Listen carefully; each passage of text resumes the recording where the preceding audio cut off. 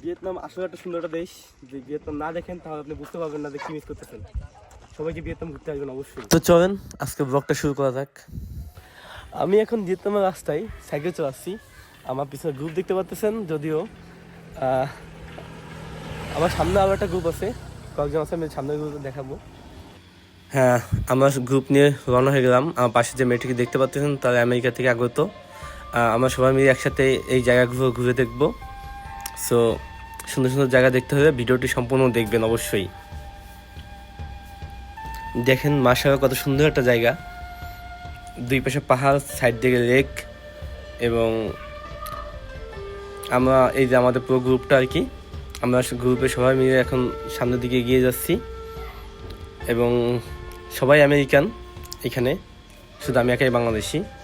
এবং আমরা সবাই মিলে এই প্রাকৃতিক পরিবেশ উপভোগ করতে করতে সামনের দিকে এগিয়ে যাচ্ছি আর কি। দেখেন এই সাইডটা কত সুন্দর জায়গা। ওই যে লোকালয় দেখা যাচ্ছে, ঘর বাড়ি আছে ওখানে কয়েকটা।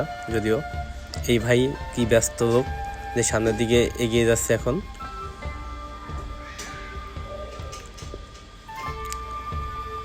আমরা আস্তে আস্তে অনেক দূর চলে আসলাম। যদিও সামনে থেকে 3 রাস্তা একটা মোড় আছে, ওইখানে আমরা সবাই মিলে দাঁড়াবো। যদিও ওই সামনেটা খুব সুন্দর জায়গা একটা। তো আমরা এখন সবাই এখানে দাঁড়িয়ে পড়বো। এই যে আমাদের পুরো গ্রুপটা, তারা সবাই আমেরিকা থেকে আসছে এবং খুব ফ্রেন্ডলি। আমি একটু এখানে দুষ্টুমি করতেছি ছবি তোলার জন্য। ক্যামেরাম্যানকে বলতেছিলাম যে একটু ছবি তুলে দেন। ট্যুরের আগে একটু দুষ্টুমি না করে হয়, বাট জায়গাটা আসলে জোস।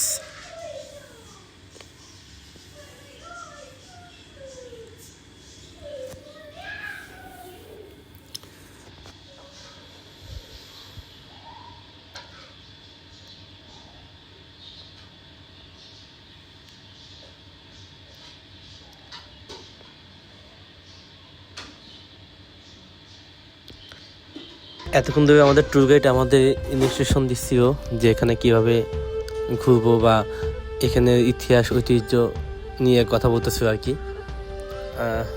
এইখানকার সম্পর্কে অনেক কিছু ধারণা দিচ্ছিল এবং আমরা খুব সবাই মনোযোগ সহকারে তার কথা শুনতেছিলাম আর কি। এবং দেখতে পাচ্ছেন কত সুন্দর একটা জায়গা, এবং সবাই তার কথা শোনার জন্য দাঁড়িয়ে আছে। এবং আমরা আবার রওনা হয়ে গেলাম। আমরা এখন ফিরবো আর কি। এটা ফেরার জন্য অন্য একটা রাস্তা, এই রাস্তা দিয়ে আমরা আমাদের নিজের গন্তব্যে পৌঁছে যাবো আর কি।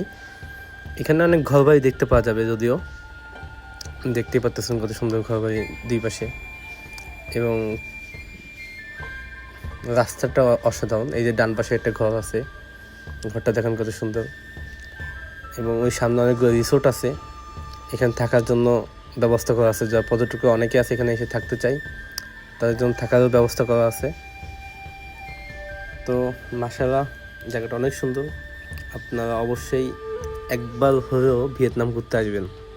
ভিয়েতনামে দেখা অনেক কিছু আছে এবং অনেক সুন্দর একটা দেশ ভিয়েতনাম। তো আজকের মতো এখানেই, বাই বাই, টাটা।